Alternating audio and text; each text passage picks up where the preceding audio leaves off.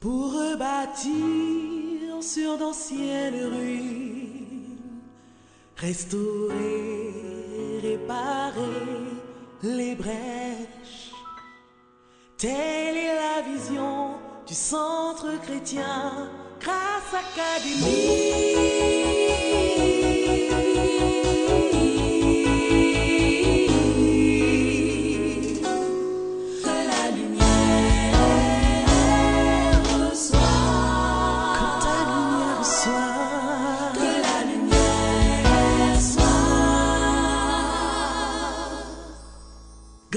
Académie.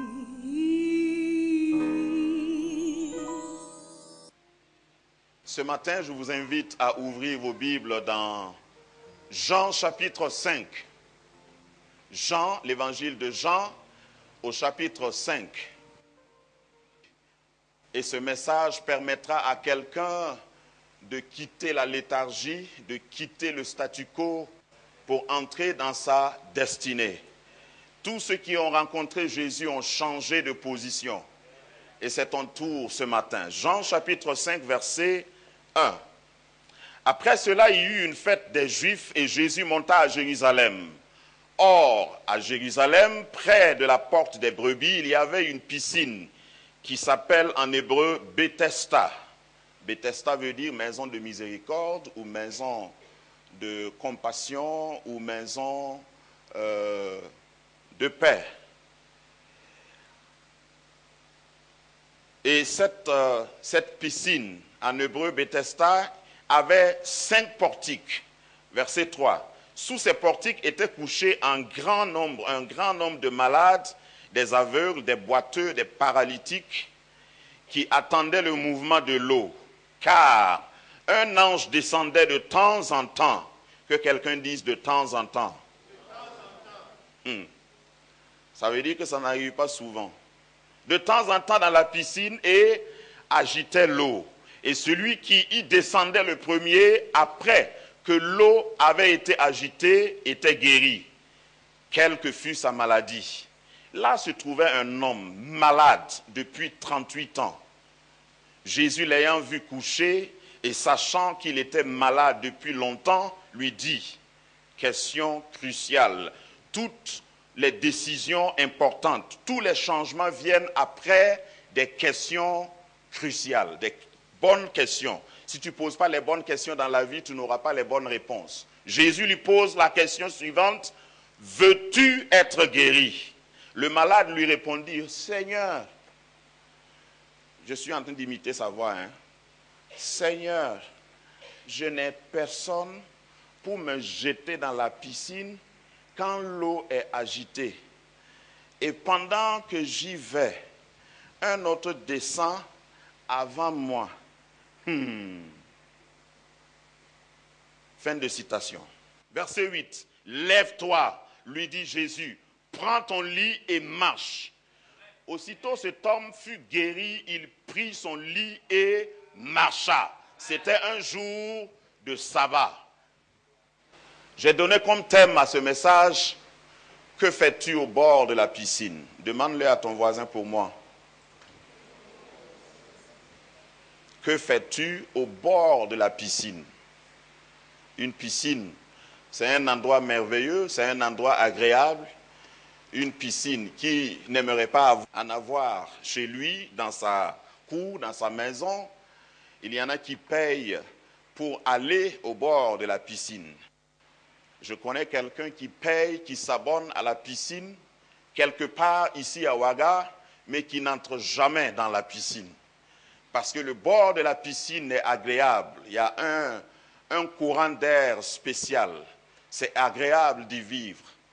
Une chose est de fréquenter un endroit agréable qui est censé être un endroit de distraction ou un endroit de repos.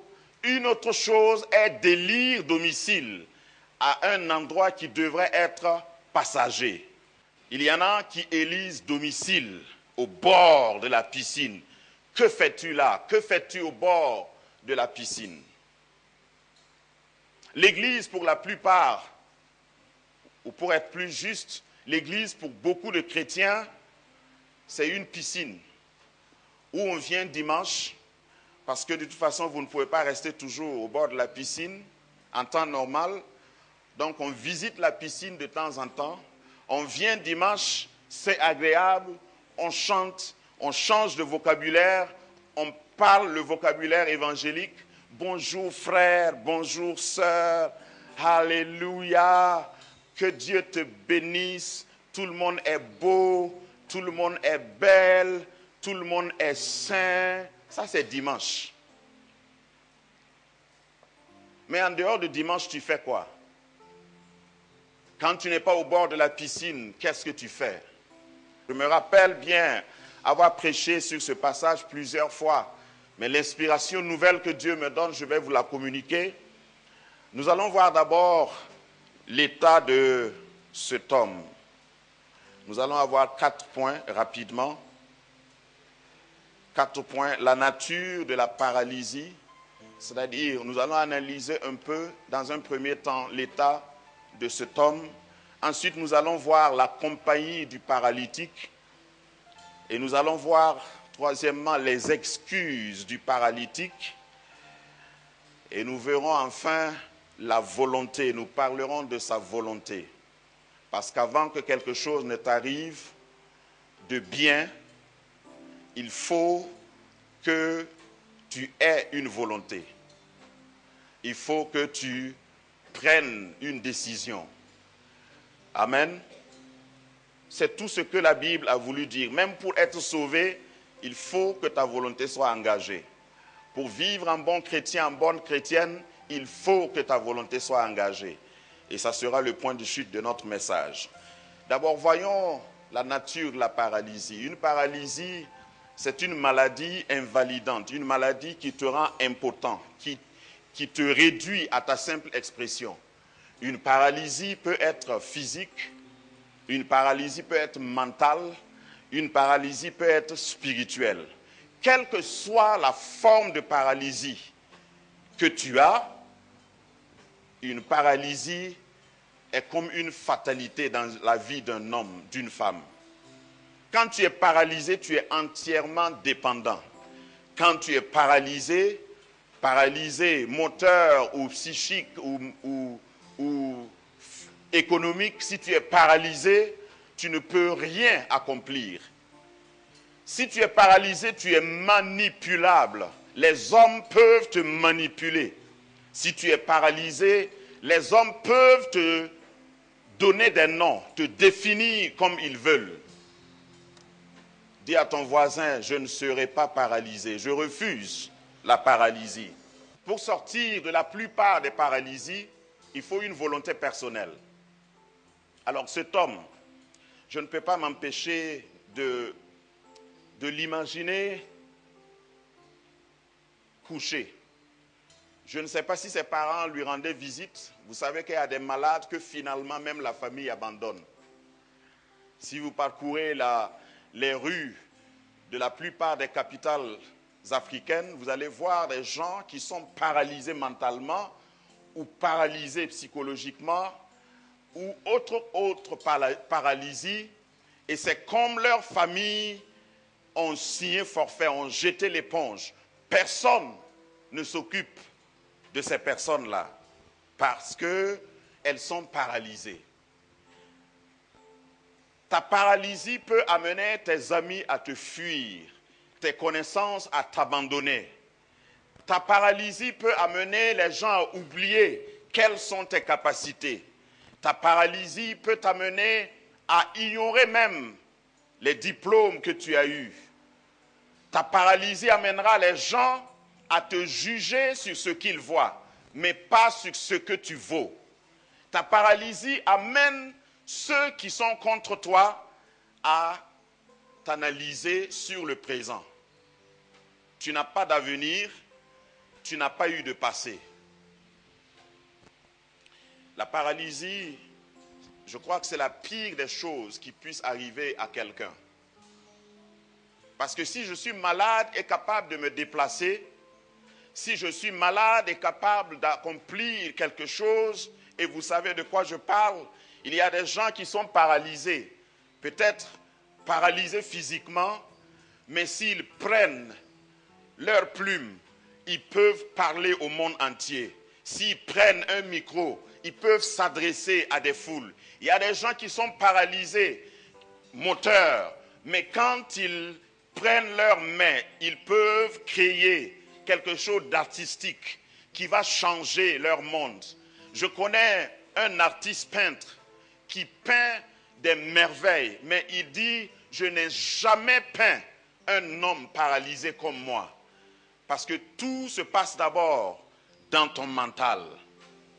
La paralysie, c'est un pire d'état, une pire condition pour l'humanité. Et en tant qu'Africain, j'ai toujours pensé que c'est une mentalité qui correspond un peu à la plupart des habitants de ce continent. Ce paralytique excusait sa paralysie. Je vais parler deuxièmement de la compagnie du paralytique.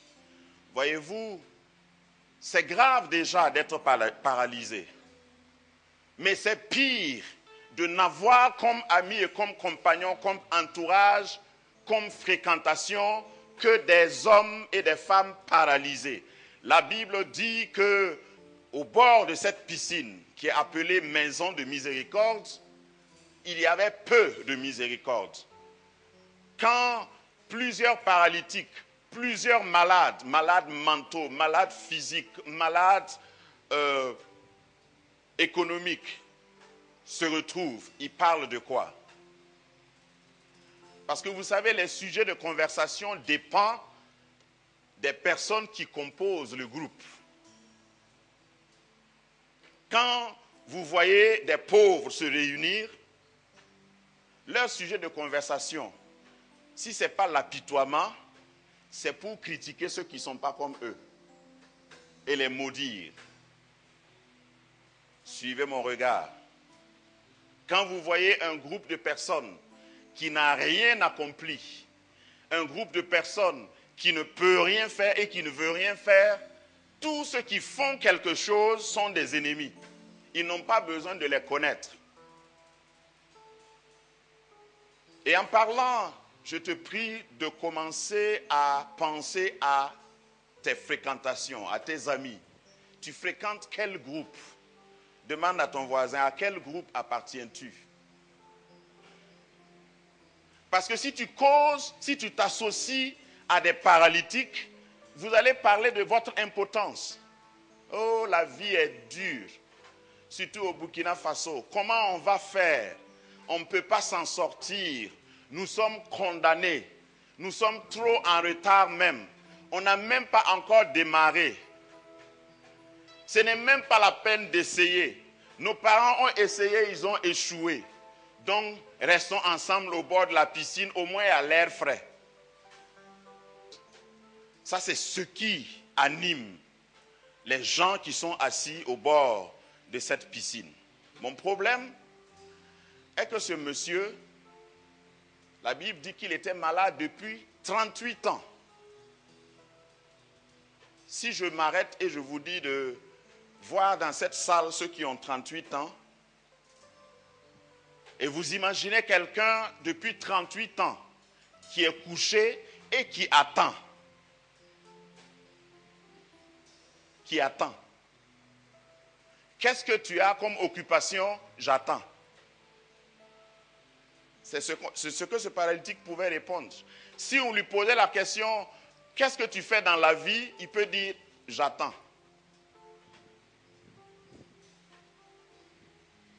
Je sais qu'en anglais, ceux qui servent dans les restaurants, on les appelle ceux qui attendent, the waiters. En français, le mot n'existe pas, mais voilà.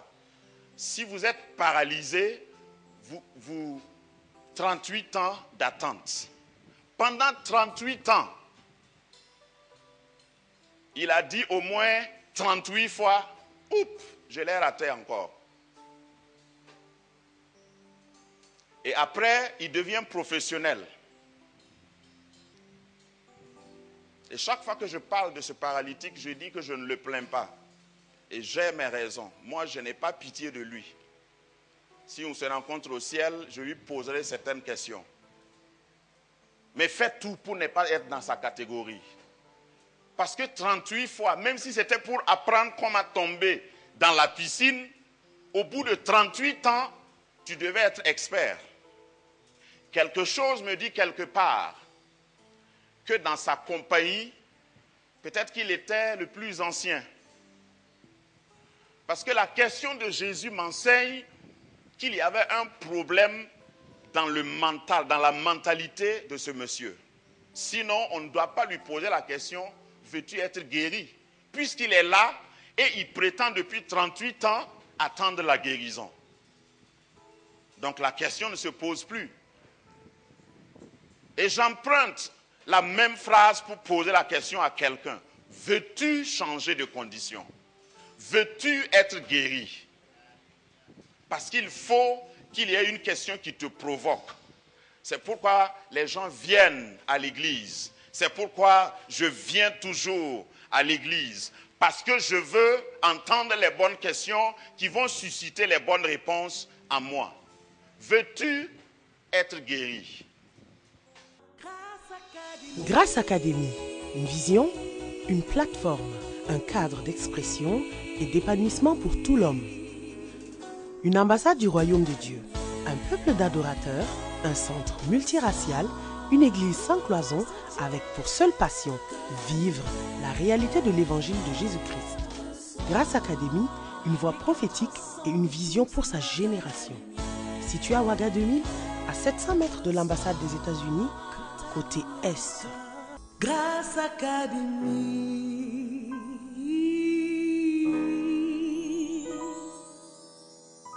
Veux-tu être guéri? Et quand Jésus a posé cette question, troisièmement, nous voyons les excuses. Et je vais m'attarder un peu sur les excuses du paralytique. Il y a toujours de bonnes excuses pour aller en enfer. Il y a toujours de bonnes excuses pour ne pas faire le bien. Il y a toujours de bonnes excuses pour ne pas s'engager. Et ces excuses-là, on n'a pas besoin d'aller à l'école pour les connaître. C'est moins cher. Les excuses pour ne pas aller loin coûtent moins cher. Tout le monde peut l'avoir. Il y a toujours des excuses pour dédouaner nos échecs, pour valider notre impotence. Il était couché pendant 38 ans. J'imagine que peut-être son matelas avait même pris la forme de sa tête, la forme de ses côtes, la forme, c'est-à-dire son matelas l'avait moulé, un matelas de 38 ans.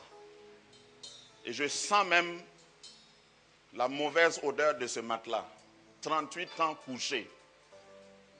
Beaucoup de chrétiens sont dans l'église, se confessent et déclarent qu'ils sont chrétiens depuis 38 ans, mais ils n'ont pas bougé. Toujours à la même place. Et ils ont tous les renseignements de tout ce qui se passe. Personne n'était plus renseigné que ce malade de 38 ans au bord de la piscine. Tous ceux qui sont venus se convertir dans l'église, là, il leur dit, toi tu viens d'arriver. C'est pourquoi tu es chaud comme ça. Nous, faut nous demander. Nous, on était là avant toi. Toi aussi, tu vas devenir comme nous ici. Tu crois que ta foi là dépasse qui ici? Il faut aller doucement. La vie chrétienne là, c'est doucement. Ça fait 38 ans que nous, on est couchés ici. Toi, tu viens d'arriver hier, tu dis tu veux chanter à la chorale, mon œil. Orgueilleux comme ça. 38 ans. Et puis il s'excuse. Et il condamne tous ceux qui veulent prendre des initiatives. 38 ans. Et il accuse toujours les autres. C'est les autres qui ne m'ont pas aidé. Il y a même des chrétiens un peu spéciaux qui viennent à l'église. Ils connaissent leur état. C'est-à-dire ils connaissent leurs conditions spirituelles. Et il lance des défis au Seigneur. Seigneur, bon, si en tout cas tu n'aimes pas ce que je fais là, permets qu'il y ait une prophétie pour me corriger pendant le culte. Seigneur, parle par ton serviteur pour que je sache que vraiment ce que j'ai fait là, ce n'est pas bien. Ils accusent les autres et ils s'excusent. Je suis comme ça, mais le Seigneur m'aime. Voilà, je suis couché ici, mais je suis enregistré. Je suis un paralytique légal. J'ai ma parcelle au bord de la piscine ici. Personne, tous ceux qui sont venus là, ils nous ont trouvés ici.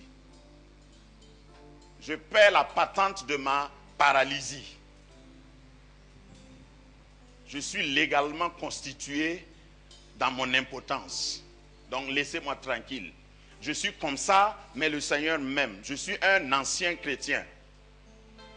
Dieu est au courant de moi. C'est nous qui avons commencé même l'église ici. Mais tu fais quoi? Qu'est-ce que tu as pu réaliser? Qu'est-ce qui a changé dans ta condition? Donc pendant 38 ans, ce monsieur était à l'horizontale. Peut-être que son matelas ressemblait à ça. Il était couché, ça c'est la piscine. Et Seigneur, je suis là-haut, tu me connais. Tu connais ma... Alléluia. Tu connais ma situation. Seigneur, ta parole dit que tu connais toutes nos pensées. Avant même que j'ouvre ma bouche, tu connais mes désirs. Je suis là. Seigneur, je t'attends. Et si tu vois que je suis comme ça, ce n'est pas de ma faute. J'ai essayé de me marier et puis j'ai été déçu. Les frères qui sont dans l'église là, ils ne sont pas sincères. Ils sont tous des hypocrites. Les sœurs aussi d'ailleurs. Si tu me vois à l'horizontale, au fait, Seigneur, rappelle-toi que j'étais debout. Mais c'est les gens qui m'ont rendu comme ça. Seigneur, si je suis comme ça, c'est à cause de mon gouvernement. Le gouvernement de mon pays, là, il est corrompu. C'est ce qui explique ma condition sociale et économique. Seigneur, tu peux tout. Oui, prends tout, Seigneur. Prends mon lit et prends mes chaussures. Règne sur mon cœur. Seigneur, si je suis comme ça, c'est parce que ton église, là où je vais, ne prêche pas la vérité. Sinon, tu connais mon cœur, je vais te servir. Mais les pasteurs là sont tous des faux types maintenant. Oh, aie pitié de ton église. Je veux bien faire ta volonté, mais il y a trop de faux chrétiens. Je préfère rester au bord de la piscine.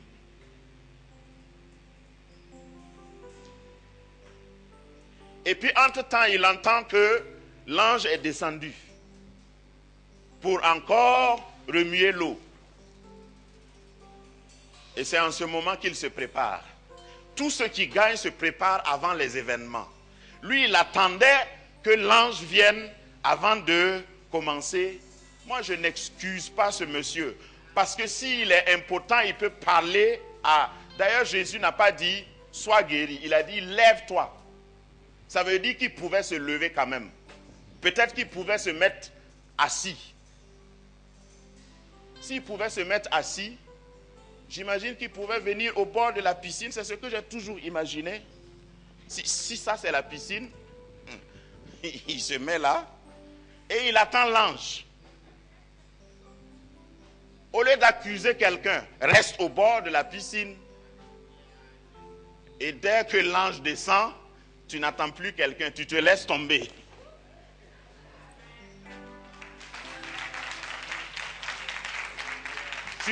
Tu refuses d'essayer. Tu refuses l'effort personnel. Tu attends.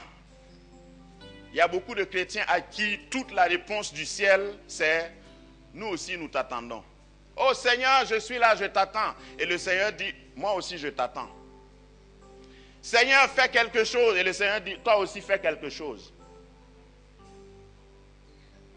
Refuse cette léthargie. Refuse d'être porté par tes problèmes. Refuse de rester toujours dans la même condition. Quand Jésus lui a dit, il a parlé de sa mentalité et de son environnement. C'est toi qui es maître de ta mentalité et de ton environnement. Jésus lui a dit, lève-toi, prends ton lit et marche. Tout ce qui t'avait porté pendant 38 ans, Dieu te dit de le porter. Et marche. Tu n'es pas victime. Tu n'es pas victime de tes conditions. Tu n'es pas victime de ta société. Refuse d'être victime de tout ce que les gens ont dit. Prends ton lit et marche. Le même lit qui t'a porté pendant 38 ans. Le même problème que les gens t'ont donné pendant 38 ans. Prends ça et marche. Et quand tu vas marcher, il y a des gens qui vont te voir et qui vont commencer à dire, parce qu'il y a eu des débats. Tous les vrais miracles sont suivis par des contestations. Les Juifs jaloux ont rencontré le paralytique qui marchait avec son lit et lui ont dit, c'est jour de sabbat. Tu n'es pas autorisé à porter ton lit. Tais-toi, Satan. Quand tu es dans ton miracle, ne permets à personne de te bloquer. Ne permets à personne de te retenir. Marche avec ton lit. Marche avec ta victoire. Le lit, c'était le témoignage de sa victoire. J'annonce à quelqu'un qui reçoit ce message et qui sait que c'est pour lui, que tu auras le témoignage indélébile, incontesté de ta victoire.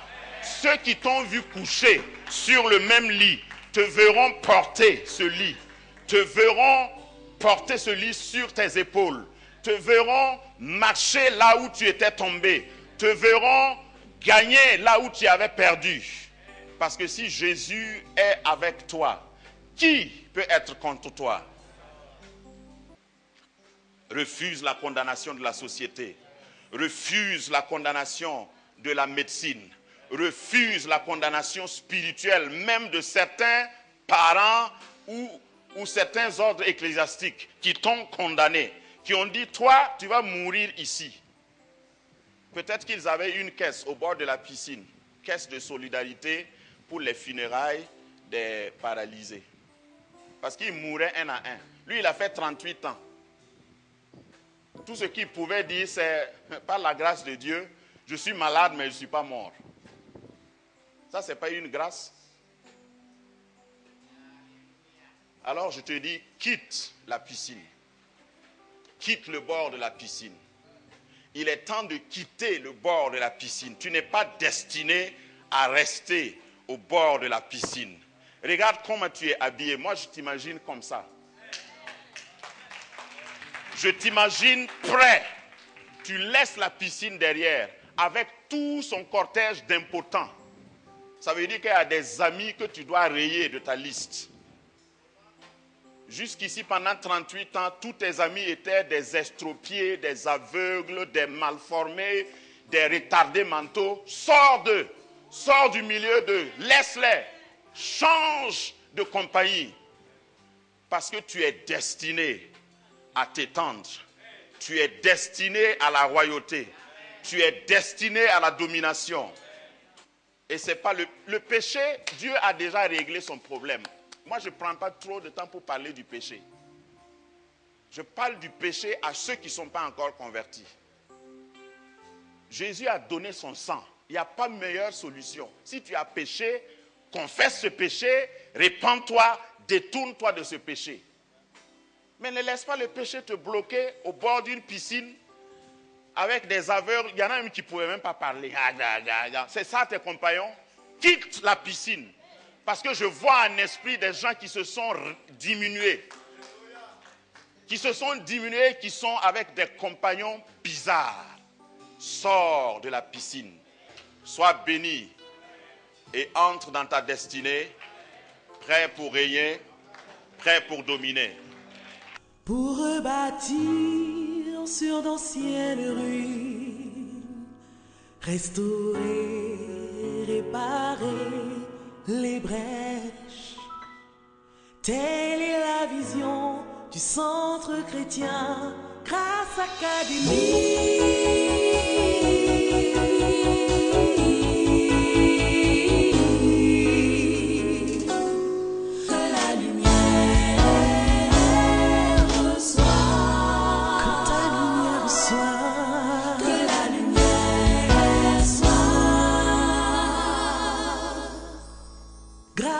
Académie.